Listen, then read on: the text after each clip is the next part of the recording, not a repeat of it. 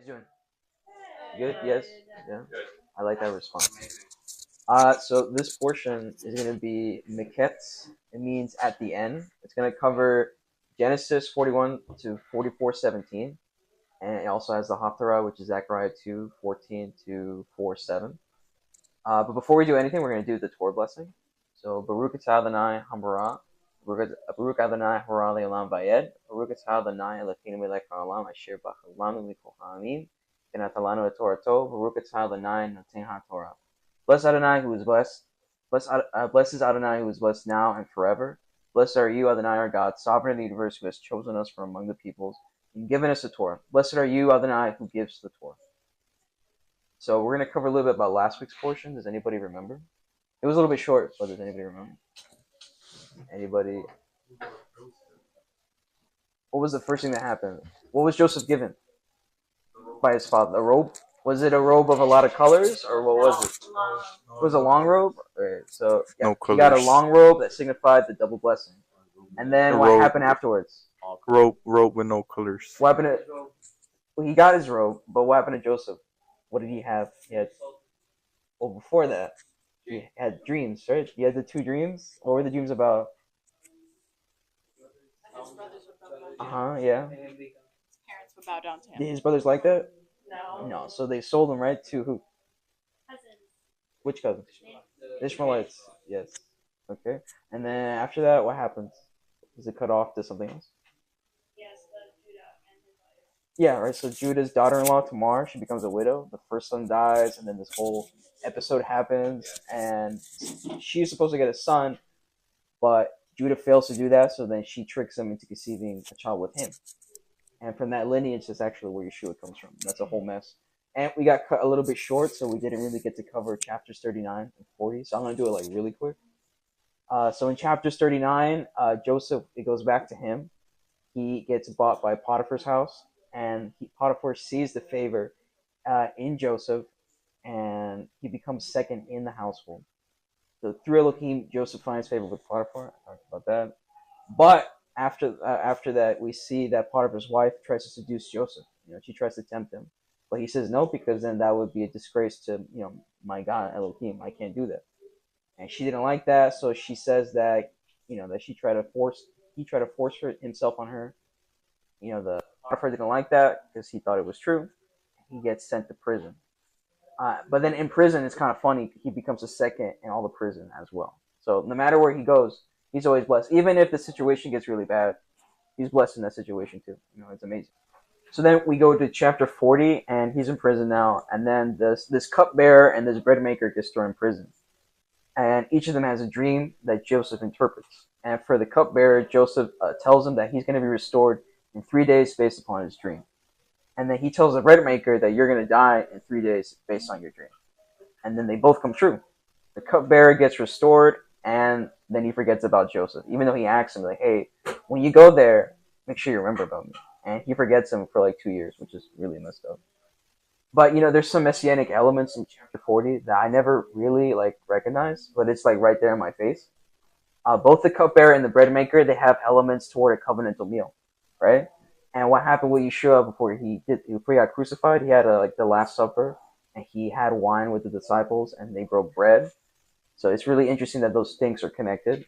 But what was really more interesting is that, when Yeshua was on the cross, he was on the cross next to two criminals. And if you remember the criminals, one of them was mocking him. And the other one said, when you go to your kingdom, remember me. And then he said, on this day, you will join me in paradise. But it's very parallel to what happened to Joseph. There was two criminals. One of them perished. The other one lived. And then with Yeshua, one of them gets eternal life, and the other one dies forever. So that's a very interesting connection. So in this portion, we're going to talk a little bit more about those connections with Yeshua, because it's everywhere, and it's kind of hard not to talk about it. But we're also going to talk about, some ancient Near Eastern elements, like the enthronement ceremony, which is very important. So we're going to analyze the parallels between Joseph and Yeshua, and then we're going to discuss the enthronement ceremonies in the ancient Near East, and then we're going to see how from this portion we can understand the hierarchy of Yeshua and understand it more. So then it starts off with Pharaoh's dreams. I don't know if anybody wants to read this.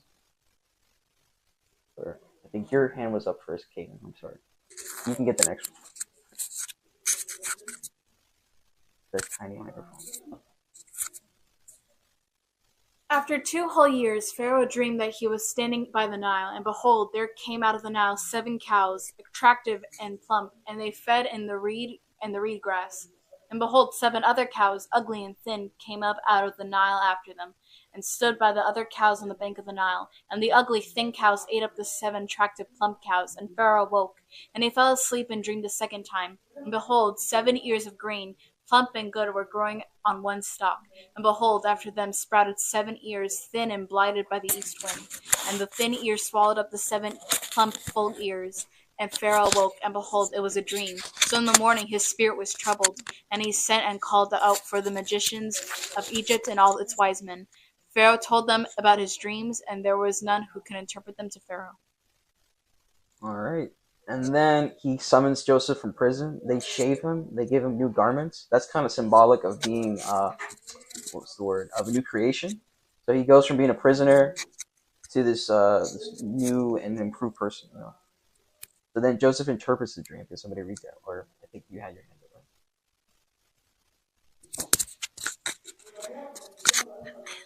Then Joseph said to Pharaoh, "The dreams of Pharaoh are one. God has revealed to Pharaoh what he is about to do. The 7 good cows are 7 years, and the 7 good ears are 7 years. The dreams are one. The 7 lean and ugly cows that came up after them are 7 years, and the 7 empty ears blighted by the east wind are also 7 years of famine. It is as I told Pharaoh. God has shown to Pharaoh what he is about to do.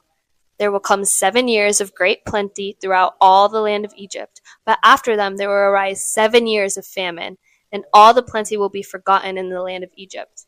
The famine will consume the land, and the plenty will be unknown in the land by reason of the famine that will follow, for it will be very severe.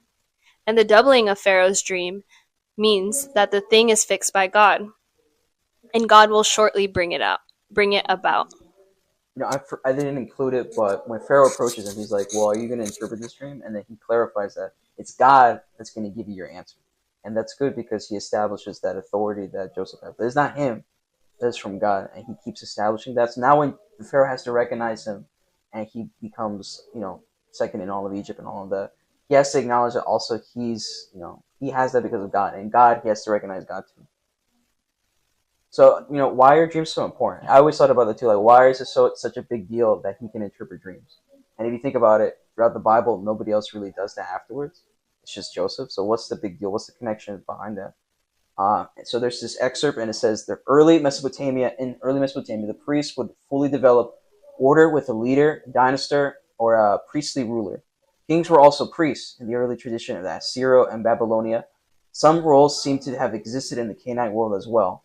They were chief administrators of God's estates and temples, and they were in charge of revenues from the territory. In their role in the temple rituals, they made sacrifices, poured out libations, recited prayers, performed rites and purifications, sometimes purifying statues of the deities, and interpreted signs and conducted divination. So basically, the kings back then, they were also considered priests, and they had some priestly duties. So they would get involved with the temple stuff in the ancient world. Like, we're not talking about Israel. I'm talking about the whole region as a whole. But what's interesting is that they believe that priests had the ability to interpret signs in dreams. So maybe what Pharaoh understood was that he was a priest of that god because he was able to interpret dreams. And that would make sense because then he gives him the daughter of a priest. So then you see that connection there. But that also connects with Yeshua because Yeshua right now, he's acting as the high priest in the heavenly tabernacles, interceding for us. And then later on, he becomes king and comes down and reigns on earth. So that shows you that, those connections. So Joseph's status is reversed. Can somebody read that? If anybody wants to read that. No, I'll read it. I'll read it. Okay. This proposal pleased Pharaoh and all of his servants, and Pharaoh said to his servants, "Can we find a man like this in whom is the Spirit of God?" Then Pharaoh said to Joseph, "Since God has shown you all this, there is none so discerning and wise as you are. You shall be over my house, and all my people shall order themselves as you command. Only as regards the throne will I be greater than you." And Pharaoh said to Joseph, "See, I have set you over all the land of Egypt." Then Pharaoh took a signet ring from his hand and put it on Joseph's hand, and clothed him in garments of fine linen.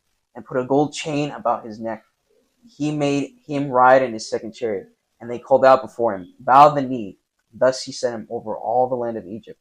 Moreover, the Pharaoh said to Joseph, I am Pharaoh. Without your consent, no one shall lift up a hand or foot in all the land of Egypt. And the Pharaoh called Joseph's name Zaphnath, I think I'm saying that right, and he gave him in marriage at Asenath, the daughter of Potiphar, the priest of On. So Joseph went out over the land of Egypt. It's interesting because, well, let me read this first. So later on afterwards, the famine occurs.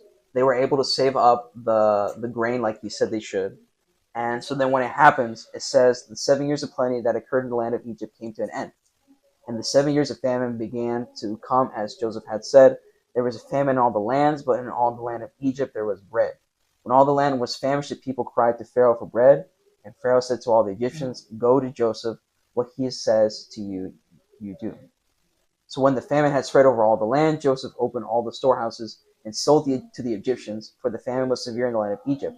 Moreover, all the earth came to Egypt to Joseph to buy grain, because the famine was severe over all the earth. So now you don't just have the Egyptians coming to Joseph. Now you have everybody in the world of that time coming to Egypt to get food, because now that's the only location that has food. And that's going to be important when we connect it to Yeshua later on. You see, so there's a commentary for verse 40. That's from the Zondervan Illustrated Bible Commentary. I'm going to read it and we'll talk about it. In Egyptian documents, the administrative second in command over the Egypt is the vizier. So that was an official title in Egypt, the second in command. Kind of like how we have the vice president. There was the vizier, who was known as the overseer of the royal estates. There were many positions in Egypt that could lay claim to the position of second in command in the areas of their responsibility, similar to a company today that has a president, a CEO, and a staff of vice presidents. A vice president of production, a vice president of marketing, the vice president of legal, etc. Each of these individuals could lay claim to be second in command in his area and be in charge of that entire area. Similarly, in Egypt, there were numerous Egyptian nobles that could serve in offices and bear titles that have identified them as second only to Pharaoh. One of these titles that describes Joseph's duties is overseer of the granaries of Upper and Lower Egypt. So what this is saying is that it wasn't very uncommon for people to have that title of second to Pharaoh. This is something that you can see throughout Egypt. And like it was saying, the example, just like there's different vice presidents over different regions, in Egypt they kind of had that too. So there's different overseers over different things. And there was a duty that existed in Egypt, known as the overseer of the granaries in Upper and Lower Egypt. And that would be most likely what Joseph was doing. But, it shows you here that, this is historically true. So then we can see in the Bible that it's not just making up this random story, that it's real, and we can back that up. And that proves that the Bible, is true. And then there's another commentary that covers verse 43 in chapter 41. And it says that Joseph is given authority that is not regional, or not just to one city. The signet ring allows him to make decisions and authorize them in the name of the Pharaoh. That's very interesting when we tie that to Yeshua. We'll go over that. But the signet ring is very important. The signet ring, last week we talked about seals, and Lucas talked about it. A signet ring is what the Pharaoh used to stamp his signature on his decrees, making it legally binding. It's kind of like how we have signatures today. So what they would do, they would have this ring like that, and it would have like those special symbols. Yes. Well, yeah, they would put a wax on the letter, and then you would press the ring into it, and then you put the seal on the letter, and that's how they would know that this was authorized by the king. And like I said, we have signatures today that we do that, and even in a very modern sense, like technology, like when you guys sent messages to each other, you guys have something called a digital signature. So even though this thing is very old and archaic, it still carries on into our world. And you'll see that a lot of times, a lot of the concepts in the ancient Near East, they still carry on. So it's not that far away. There's still modernized versions of these things. So Yeshua is establishing the Father's authority. Going back to what it said about the ring, how he had the authority of in the name of the Pharaoh, Yeshua also came and he says that he came in the name of the Father, right? So John 5:43, I come in my Father's name, and you did not accept me, but if someone else comes in his own name, you will accept him. John 6:38, for I have come down from heaven, not to do my own will, but the will of him who sent me. As though has given him power over all flesh, as though has given power over all flesh, that he should give eternal life to as many as though has given him. I forgot to put the verse for that one, but that's one. So there's a hierarchy with Joseph and the Pharaoh, and you can use that to understand the hierarchy between Yeshua and God. Because a lot of people, like where I grew up in Christian church, they would say that Yeshua and God are the exact same person. That Yeshua is God, and there's this whole Trinity thing, but we don't really see that in the New Testament. Many times he refers to himself separately, and then he refers back to God, and he refers to the authority that God gave him. So God gives him the authority to do those things. So that means that God is here, and then it's Yeshua, and then it's us, And we talked about suzerain vassal treaties. So God would be the suzerain, the head honcho. Yeshua would be the vassals, and then because we're under him, we have to submit to the suzerain. So that's that order, And we see that with Joseph. So Joseph had authority over all of Egypt, that we talked about, that given to him by Pharaoh. Pharaoh was still above Joseph, though. He said that, right? Remember? And Yeshua is given authority over all the earth from the Father. But Yeshua is not above or equal to the Father, but second to him. He's his prince. So there's elements of enthronement that we saw. He gave him the ring, right? And he gave him new garments. He gave him a wife. He gave him a new name. So we have coronation. We have exaltation. We have the name change. We have garments, like I said. And finally, he's given a bride, right? Those are all elements of enthronement that we can find in the book of Revelation and tie that with Yeshua. It's very interesting. So we're going to read Revelations 5, and it's a coronation, exaltation motifs. If somebody wants to read that, it's a lot. Anybody? You want to read it? Somebody can pass the microphone to the back. And I saw in the right hand of him that sat on the throne a book written within, and on the backside sealed with 7 seals. And I saw a strong angel proclaiming with a loud voice, who is worthy to open the book, and to loose the seals thereof. And no man in heaven, nor in earth, neither under the earth, was able to open the book, neither to look thereon. And I wept much, because there was no man found worthy to open and read the book, neither to look thereon. And one of the elders said to me, Weep not. Behold, the Lion of the tribe of Judah, the Root of David, hath prevailed to open the book, and to loose the 7 seals thereof. And I beheld, and lo, in the midst of the throne and of the 4 beasts, and in the midst of the elders, stood a lamb as it had been slain, having 7 horns and 7 eyes, which are the 7 spirits of God sent forth unto the earth. And he came and took the book out of the right hand of him that sat upon the throne. So you see here that it says that he's the Lion of the tribe of Judah, the Root of David. So it's establishing his sovereignty. But my question for you guys is, how does he lay claim to David's lineage? Like, how is that possible? Because is he Joseph's biological son? Yeshua? Was he born from Joseph? No, right? He was adopted by Joseph. So how does that work, though? I forgot to put the slide, but I just want to see what you guys think. How does that work? Like, if he's adopted, can he be from the lineage of David? Does that work back then? We talked about this, actually. We talked about the laws of adoption, how that worked.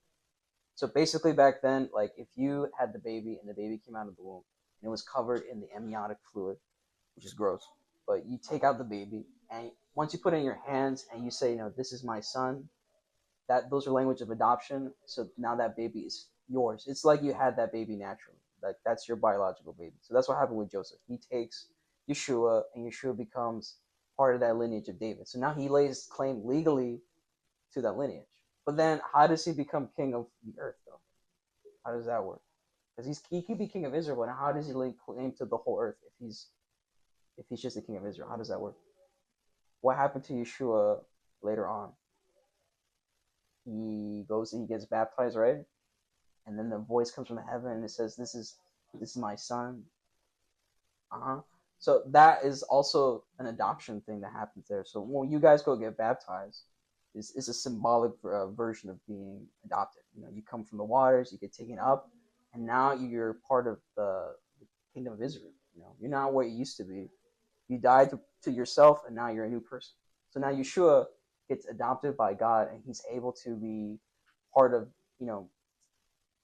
of God's kingdom, or I don't know if that's the right wording, but he becomes the son of God. So now he can lay claim to being king of the earth.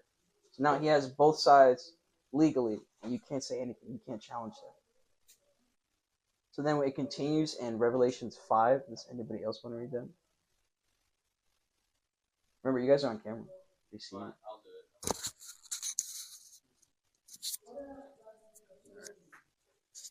it. And when he had taken the book, the four beasts and 4 and 20 elders fell down before the Lamb, having every one of them harps and golden vials full of odors, which are the prayers of saints.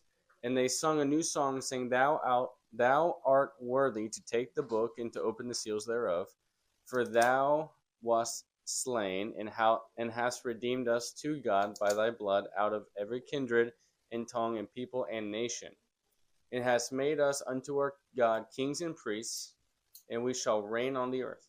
And I beheld, and I heard the voice of many angels round about the throne, and the beasts and the elders, and the number of them was 10,000 times 10,000, thousands of thousands. It's a lot. Saying with a loud voice, Worthy is the Lamb that was slain to receive power and riches and wisdom and strength and honor and glory and blessing. And every creature which is in heaven and on the earth and under the earth, and such as are in the sea, and all that are in them, heard I saying, Blessing and honor and glory and power be unto him that sitteth upon the throne, and unto the Lamb forever and ever. And the 4 beasts said, Amen. And the 24 elders fell down and worshipped him that liveth forever and ever. We see Revelations 5 is an enthronement ceremony. And I didn't really go into this in detail, but part of the enthronement ceremony, like after they did the whole, this guy's a new guy in charge, they would do songs, they would have a party, a feast, if that makes it better. They would have a crowning with the crowns, obviously. So we see here in verse 9, we see that they sing a song. So there's all those elements of an enthronement ceremony. And remember, I also talked about how there's a name change usually involved in an enthronement ceremony. And we see in Revelations 19:11-13, and it says, And I saw heaven open, and behold, a white horse, and he that sat upon him was called Faithful and True, and in righteousness does he judge and make war. His eyes were as a flame of fire, and on his head were many crowns. And he had a name written that no man knew but he himself. He was clothed with vestures dipped in blood, and his name is called the Word of God. And then we see in Isaiah 9:6, it talks about Yeshua. For unto us a child is born, and unto us a son is given. The government shall be upon his shoulder, and his name shall be called Wonderful, Counselor, the Mighty God, the Everlasting Father, and the Prince of Peace. So we see here that, there's those elements of enthronement with the name change. He's going to get a new name afterwards towards the end. It talks about that. It says that his name's going to be called the Word of God. But I want to talk about Isaiah 9:6 because it says the Everlasting Father. So a lot of people, they see that and they're like, see, Yeshua is God. They're the same exact person because it says Everlasting Father. It's capitalized, so it means something, But, back then the status of father was something that they usually gave to kings. In the ancient Near East, the kings were usually given the title of father, and the nations would be referred to as the son. So that signifies a relationship between the king and the nation. So by the king saying he's the father and my nation is the son, he's establishing that relationship between a father and a son. Because a father, usually good fathers, take care of their sons, So that's what he's trying to say, that, I'm going to take care of you. I'm your caretaker. So Yeshua's title of father is not saying he is the father, but it's establishing his relationship over us as a caretaker. Enrique was also talking about how in Revelations, when it says the Word of God and things like that, he's also going to get the title of Elohim. But Elohim, not in the sense that he is Elohim, but it's a title that gives him divine authority, and they would usually do that with kings. I don't think I have it. I think I forgot to put it. Yes. With Moses? I can't remember. Yes. I don't remember what verse was that. Yeah. You, I honestly, I don't remember the verse. I remember it really upset me because I wanted to use it in discussion. Yeah. Just give me 1 second, because I forgot I was going to put a verse from Hebrews. I'm 100% sure it's next. Yeah. Let me just go. Because honestly, there's so much information that I was bouncing around everywhere, so I forgot some slides. Also, if I can butt in real quick. Yeah, you wanted the microphone? Did somebody pass in the microphone to Lucas? Also, in Isaiah 9:6, did y'all count how many names he got? Wonderful, Counselor, Mighty God, Everlasting Father, Prince of Peace. That's 5. In that time, in that area, kings would also get 5 names. So just keep that in mind. So I wanted to include Hebrews 1, 8 to 9. And it says, but to the Son he says, your throne, O Elohim, is forever and ever. A scepter of straightness is the scepter of your reign. You have loved righteousness and hated lawlessness. Because of this, Elohim, your Elohim, has anointed you with the oil of gladness more than your companions. So it's giving Yeshua the title of Elohim. So people that don't study, they're going to think, well, it's saying that Yeshua is God. But this is actually a quote from Psalms, I think it's 45, 6 to 7, if I'm not mistaken. I know it's 45. But this is a quote from the Psalms. So it's used as a language of enthronement because they would give this title to the king to give, because usually back then the kings, they believed that they were divine because they were the sons of God. Like the Pharaoh, they believed that he was the son of the sun god. And all the other kings, they had this idea that they were divine from the gods and they're the intermediaries between the people and the God. So, and that was an idea that was very prevalent, and you see that a lot in the Bible. And we'll talk about why it is that we see that it seems that the Bible uses a lot of those languages. Like, is the Bible copying the ancient Near East? Some people, they get confused and they think that's what's happening, but we'll talk about that. Well, I also talk about the garments. So let me see. In Revelations 1:13, in the midst of the 7 candles, one like unto the Son of Man, clothed with a garment down to the foot, and girded about the chest with a golden band. Now, do you remember what was the garment that Joseph got? It was a robe, right, from his dad. And what type of robe was it? It was a long robe, right? So you see here that he's wearing the long robe too. So now you have that connection. And I think you had in your notes that a long robe was like a priestly garment. I think that's. In this instance, it would be the priestly garment. Because kings were also like king priests. We also read that in Revelation too, that Yeshua is king priest. That's correct. So that would be fitting to wear priestly garment. And then Revelations 19:13 says that he was clothed with a vesture dipped in blood, a garment dipped in blood, which is also another connection to Joseph, because what happened afterwards when they threw him in the pit and they took his robe, they tore it and then they dipped it in blood. All right, there's a lot of connections there. And then finally, the giving of the bride. Revelations 19:7-8. Let us be glad and rejoice and give him glory, for the marriage of the Lamb has come, and his wife has made herself ready, and to her it is granted to be arrayed in fine linen, clean and bright, for the fine linen is the righteous acts of the saints. So we see all the elements from the enthronement ceremony are found in Revelation. So now when you read Revelations, now you can understand what it's trying to tell you. It's trying to set up Yeshua as the king over the earth. And then there was 3 requirements from a king, from the people, that they asked for him. And it would be help against their enemies. They gave counsel by the prophets and soothsayers, and sentence of justice when cases are difficult for hearings. Now, number 2 is not really important, but number 1 and number 3, I'm going to focus on that more. But this is the requirements that, in the ancient Near East, not just Israel, but the requirements that they had from the king that they wanted from him. And we'll tie that in with Revelation 6:9-11. It says, when he opened the 5th seal and saw under the altar the souls of them that were slain for the word of God and for the testimony which they held. And they cried with a loud voice, saying, how long, O Lord, holy and true, dost thou judge and avenge our blood on them to dwell on the earth? And white robes were given unto every one of them, and it said unto them that they should rest yet for a little season until their fellow servants also and their brethren that should be killed as they were should be fulfilled. So we see here that Yeshua also has to fulfill his duty as king, to bring justice to those that were slain during the Great Tribulation. Now, we can learn a lot about not just the elements in the enthronement, but it can teach us about the order of how the enthronement is supposed to happen. Because a lot of people, they think right now that Yeshua is the king, like right now. And that can't be true, because if Yeshua is the king right now, then a lot of things have to come to already a pass, But we don't have peace on earth. There's still a bunch of chaos. He can only be king once everything is put into order. And we can learn that from Joseph's story. Because the last week's portion, it reflects more his first coming. And then this week's portion reflects his second coming. And you can learn about each from the last portion and this portion. So we see in the first portion from last week, Joseph was first ordained by his father as head of the household. And then his brothers rejected him and sold him. And Joseph was thrown in prison, which he refers to as the pit. Yeshua was sent from his father as the Messiah, the King of Israel, right? But Yeshua is rejected by the leadership of Israel. He's then given to the Romans.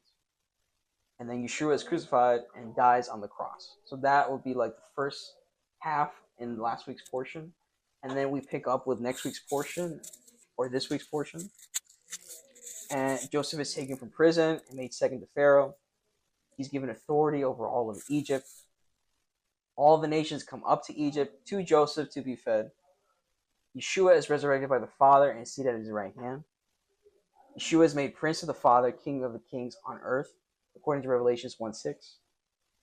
And then in Zechariah 14:6, it shows the nations have to go up to Jerusalem. And I'm going to read it, because it's one of my favorite verses. And it says, and it shall come to pass that everyone that is left, well, put a little bit of context. This is after Yeshua, when he comes back to be king, and he fights the enemies of Israel. It says that there's a remnant of those enemies left over, and now they have to go to Jerusalem every year. Otherwise, they don't get rain. So it says that right here. It says, it shall come to pass that everyone that is left of all the nations which came against Jerusalem shall even go up from year to year, worship the King, the Lord of hosts, and to keep the Feast of Tabernacles. And it shall be that whoso will not come up of all the families of the earth unto Jerusalem to worship the King, the Lord of hosts, even unto them shall there be no rain. And no rain means what? It means famine, right? And if the family of Egypt go not up and come not, that have no rain, there shall be the plague wherewith the Lord will smite the heathen that come not up to the Feast of the Tabernacles. So we see again that connection of famine and having to go up to this location where the king priest is. And it ties a lot to Yeshua. Let me see here. So back then in the ancient East, usually when a king was enthroned, a big part of that process was for him to go in front of the temple, because the gods back then, it's not like our government today. Our government, God and the government is not really that much intertwined. You know, it's very separate. But back then, that would be considered a theocracy, if I'm not mistaken. I think it's a theocracy where you have a government established but focus on a religion. So they had a lot of that. So they had their gods intertwined with their laws and stuff like that. So a king, in order to be recognized, he has to be brought to the temple and be anointed and declared king. If he doesn't do it in front of the temple, it's not official. So when Yeshua came, the priests were supposed to anoint him in front of the temple. But they rejected him because they didn't believe in that. A lot of the priests were Sadducees and they didn't believe in the prophecies. So they reject him. So he didn't become king when he came the first time, because he didn't follow the steps of enthronement. But when he dies, and then he goes to the heavenly tabernacle, then he's presented in front of the Father in the heavenly tabernacle. He's able to become king in the heavens. But that hasn't happened yet. Because when that happens, then that's when the Great Tribulation starts, and he comes back. That's when the whole process begins. So I talked about earlier, is the Bible copying the language of the ancient Near East? And, you have to understand that the Israelites, they lived in Egypt for about 210 years. So, like, my father, he came to the United States in it was the 1980s or something like that. I might be wrong about that. But he came here to the United States, and then I was born here in the United States. So the culture that he had from his country, I don't have that. I see myself as an American. And then my kids and the kids after that, they're going to be super American. So they're going to forget about whatever the culture they had before. So imagine 200 years, how much culture you forget and how much culture you take in. So they're going to get adapted to the culture that Egypt had and the language that they had. So they're going to be exposed to the language and the culture of that region. And the Father, he uses that language because he knows that the Israelites are going to understand all of that, because they saw that. I didn't put the slide here, but when they did the enthronement, they had to go to every single city in Egypt. So when Joseph did that whole thing with Pharaoh where he's riding the second chariot, it has to do with the reenactment over and over and over again in each city for him to be recognized. Because back then they didn't have TVs. We have TVs, so when we see the inauguration, we all know that that guy's the president. I saw it on TV, blah, blah, blah. Back then, how would you know? I mean, it had to be official. So they had to do the whole thing every single day, every single city throughout Egypt.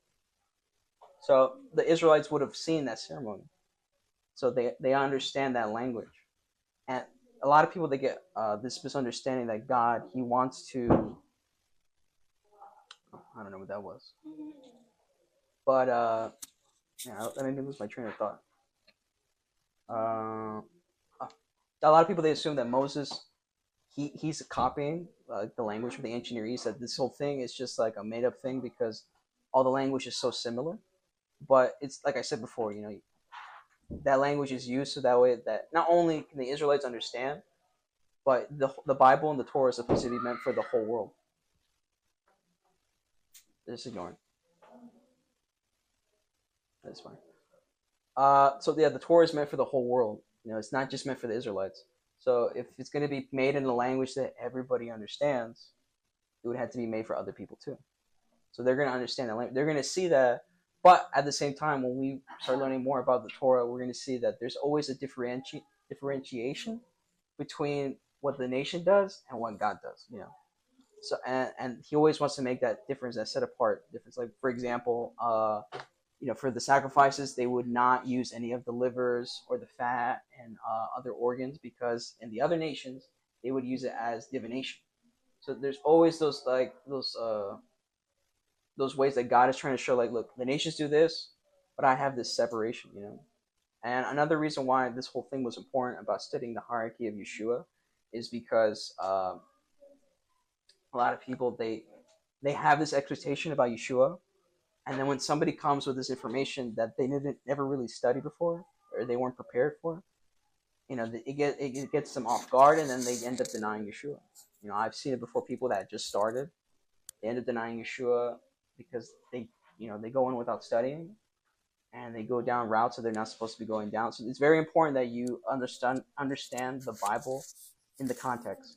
Otherwise, you're going to get other people coming towards you, presenting you these ideas that you're not really prepared for, and then you're going to end up falling for those mistakes. This is the end of my PowerPoint, actually. This is it. Does anybody have any questions, though? Anything? Oh, I did. In the beginning, when we were talking about Pharaoh and King Priest, You want the mic?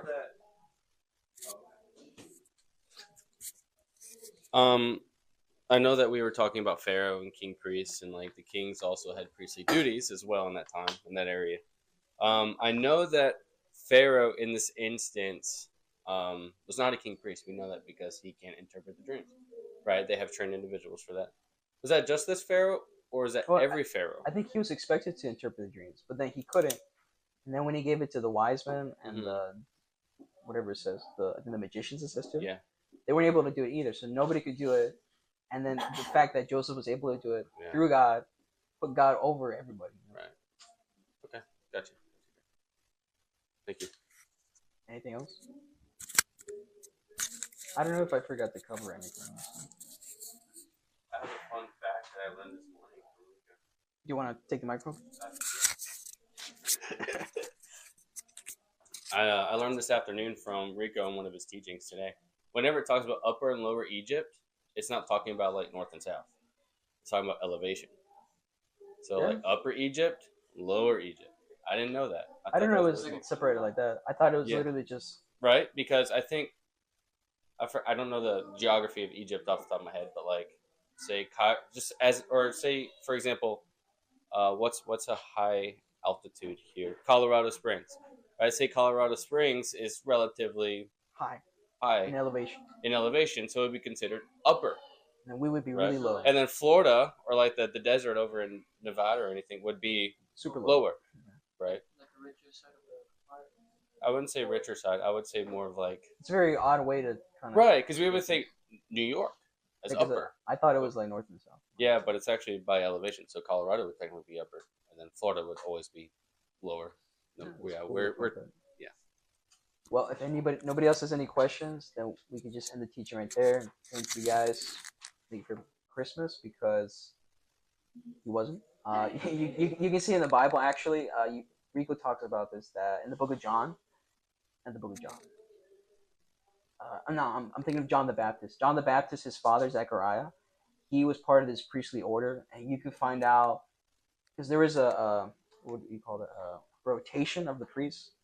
So then from the rotation of the priests, you can figure out like when would Zechariah, John the Baptist's dad, when was it his turn to go to the temple?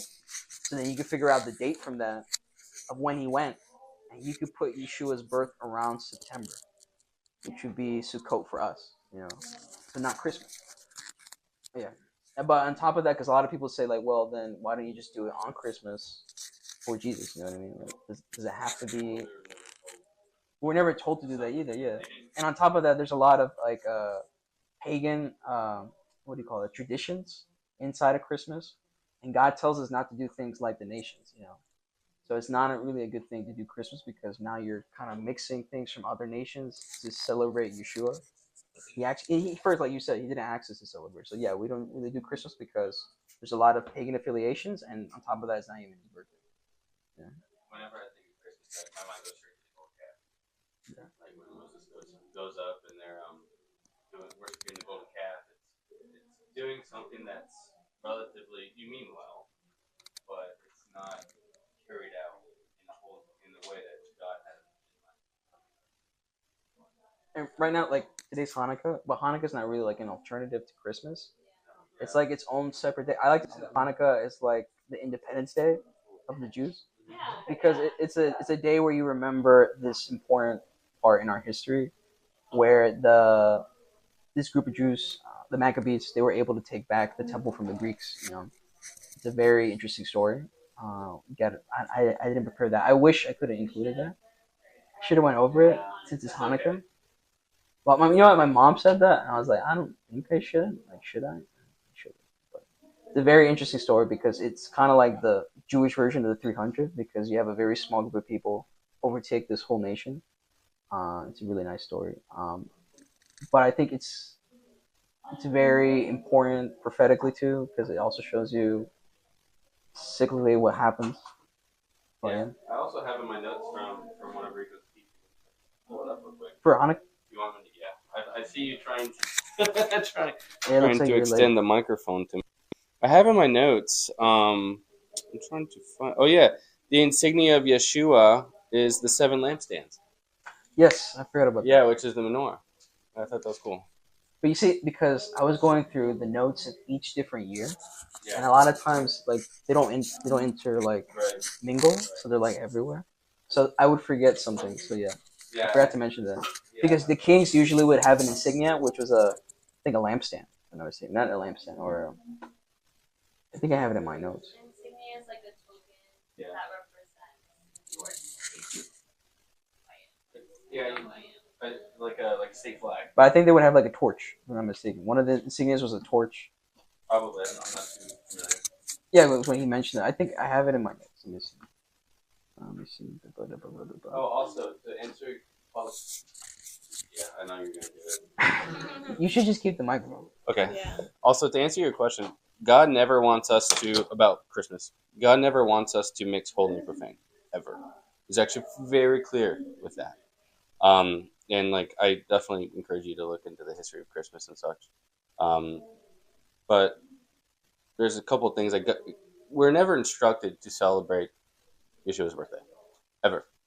In fact, Yeshua very clearly points towards Passover, right? Even Yeshua celebrated Hanukkah. He's in the temple, right, on Hanukkah during the Feast of Dedication, the Festival of Lights, right? It has different names, different translations. People don't know that, but he celebrated Hanukkah, right? And, I saw somebody do a post on Facebook, and they were saying like, well, if he was in Jerusalem, it doesn't really mean that he was celebrating. It just says that he was there during that day. But he's in what are the odds that he goes to Jerusalem every time there's a feast? Yeah. So he's obviously going there because he celebrates the feast. He was a Jewish person. And he also instructs his disciples on what to do for Passover. Right? And he's in the temple for Hanukkah. Yeah. I mean it's pretty straightforward. Why would he be there if he didn't keep it? Yeah, if he wanted us to celebrate his birthday, I'm pretty sure he would instruct us to do so. Oh, and his Easter, like resurrection, he would instruct us to do that too. But he never did. So you see, I have the note. I said it has the royal insignia, but I know he said something about one of the insignias was like a torch. I think. I didn't get to that. But that's why it says, with the 7 lampstands in Revelations, yeah. Oh, no, it wasn't that. It was back then in the ancient world, the priest would carry the royal insignia, and that's what he was doing since he was the priest in the heavenly tabernacle. He was carrying. Okay. I thought about something whenever you talked about. You blew my mind. What? Whenever you about Zechariah 14:16. Oh, about that? I never made that connection. You do a pop quiz. You know what? I should have done a pop quiz. I should have done that. We can still do it. I mean, yeah. Somebody tell me what you guys remember from what I said. I spoke a lot. What? You're supposed to ask a question. Well, I'm asking you, like, what do you remember? At least one thing. I'm making it so easy for you guys. One thing. Literally anything. Literally any one thing. Guy who made the wine and the baker. Yeah, that was one thing. Okay. Anybody else? What were the elements of enthronement? There was 5 of them. I know. Yeah? One of them. One of them? Yeah. Garments. Garments was a thing, right? What else? The name change, yeah. What else? That's cheating. I heard that. Turn on. Oh, there it is. Oh, yeah. It was supposed to start at the beginning, but whatever. But yeah, it was those. If you forgot. Let me see what else. What was the point of the signet ring? What does it do? Oh, it gives you the authority. So when he gives it to Joseph, he's like basically like you can do whatever. Hopefully not whatever, but you have the authority to make these decrees. And I think we see it again in Esther. If I'm not mistaken, I think it mentions something about a signet ring. I think so. But yeah, it was a big deal. Let me see. What else can I ask you guys? Why were dreams important in the ancient Near East? Huh? Well, yeah, they were visions, but why were they? Why was it important for somebody to interpret a dream? What did that mean? Okay, yeah, it was sent from the gods, but why did they consider a person who interpreted a dream important? What was the point? That's part of the culture. Yeah, it's part of the culture, but why is it important? Like why? Like if I interpreted dreams back then, how would they see me as? It was you as a priest. They would see me as a priest, right? And that's what they saw Joseph as a priest, and that's why he gets the daughter of a priest, because they saw him as a priest. And also, it was like I said, the kings were also considered priests back then, so he would be also considered royalty from that God. And it ties again to Yeshua. It keeps tying again to Yeshua. Let me see. I think that's pretty much it.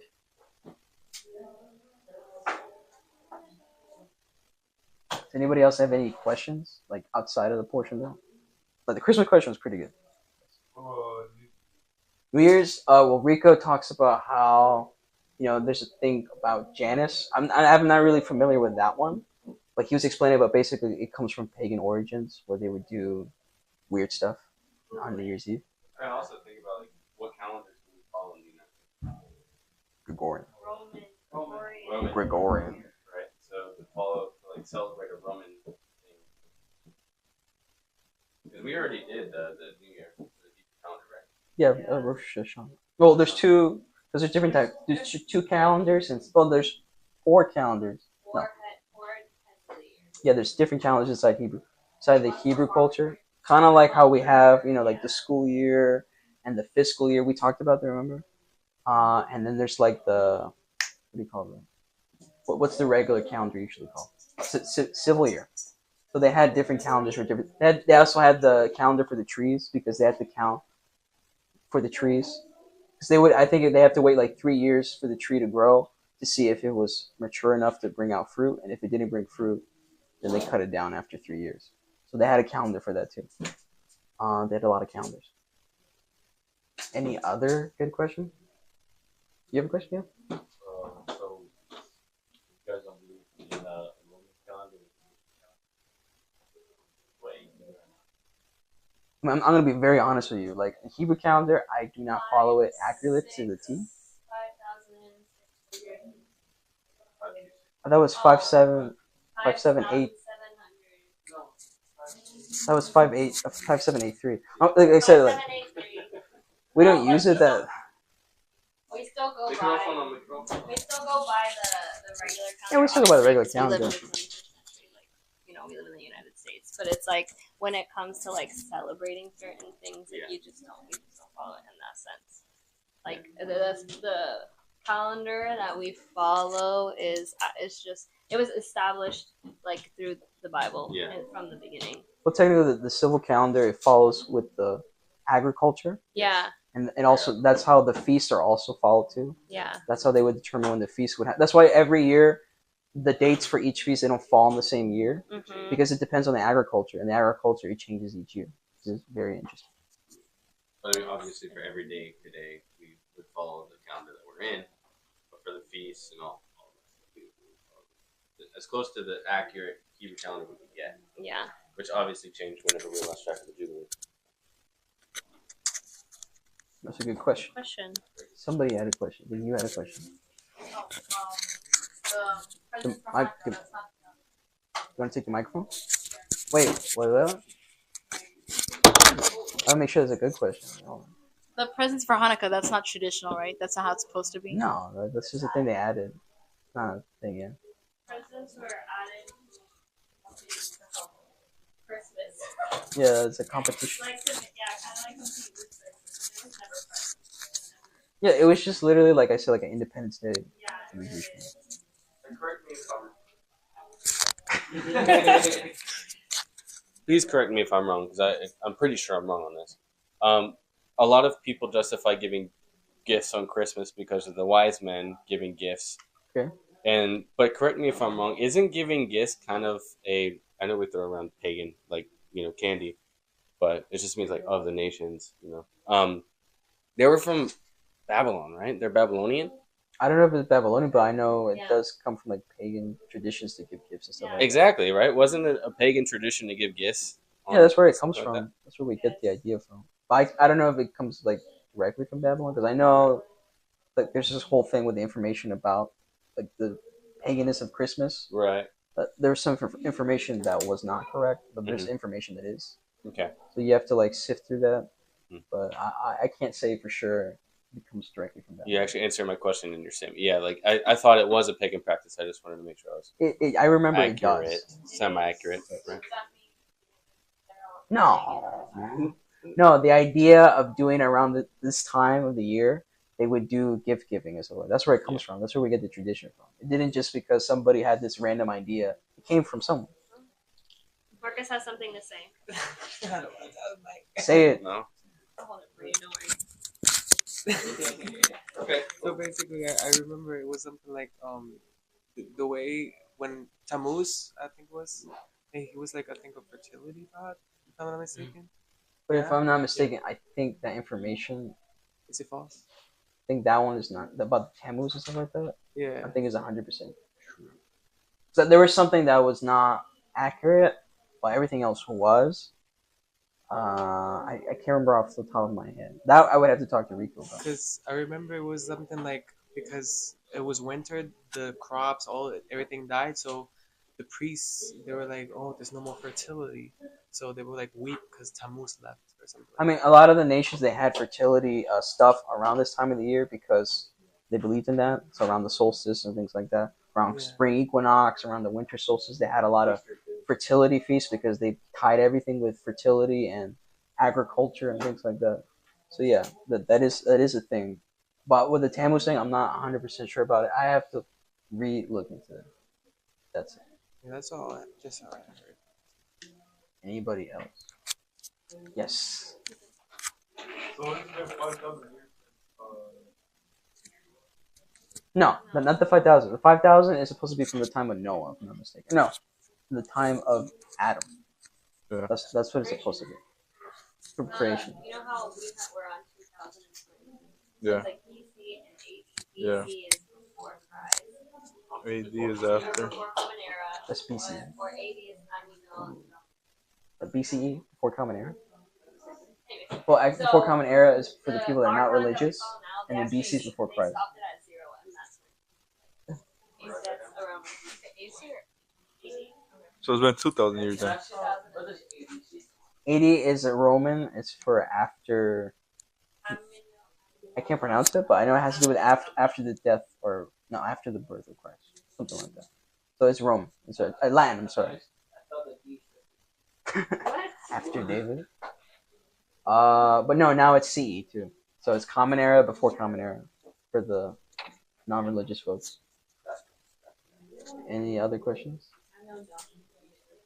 So East. Wait, what? Easter? Oh yeah, Easter too. Easter's pagan too. But how did it happen? I mean, I know in the Roman. Man, it's been so long. If you remember, you speak up because I haven't talked about it in a while.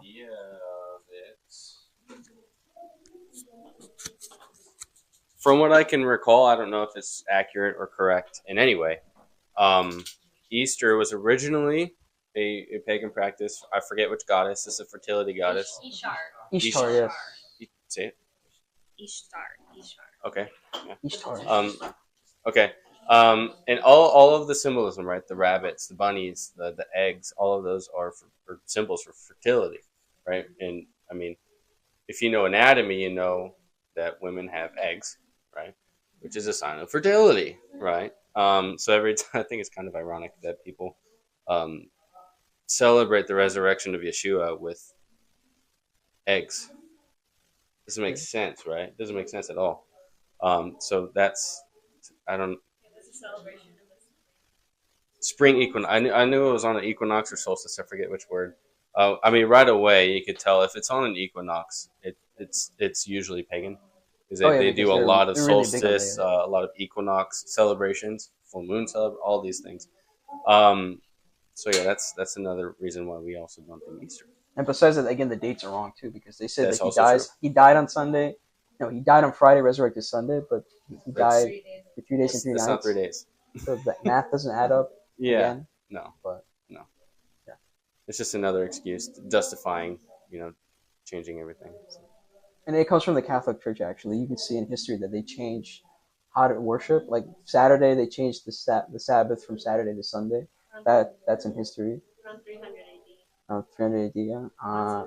They also because the reason why if you look at Yeshua, Jesus, in these other religious holidays like Easter and Christmas, why is there so much intermingling of like the pagan traditions and stuff like that? Is because they did it on purpose. They wanted pagan people and religious people, the Christian people, to intermingle and intertwine so that way they can make peace. But all that did was make chaos because now you're going away from God's original plan. Mixing profane and holy. Yeah. Anything else? Yes, sir? You guys? Yeah. What happened? What happened when? Or I must say, what did it happen to begin with Halloween? Halloween? Yeah. Ooh, Halloween. I'm trying all my synapses, and I'm like going back to my memory. Halloween comes from a European tradition, if I'm not mistaken. You learned about it too, yeah. It's actually it comes from again paganism, where you have like for example the pumpkin. They would put pumpkins outside to scare the spirits, and that's why people do jack-o'-lanterns and stuff like that. It has a lot to do with death. It's about death, but the thing like Rico says that Yeshua and God is about life, and Halloween is about death. So you can't again mix the two or have like a dress up as your favorite Bible character at the church. It doesn't work like that. No, I gotta say. Wow. What? Wait.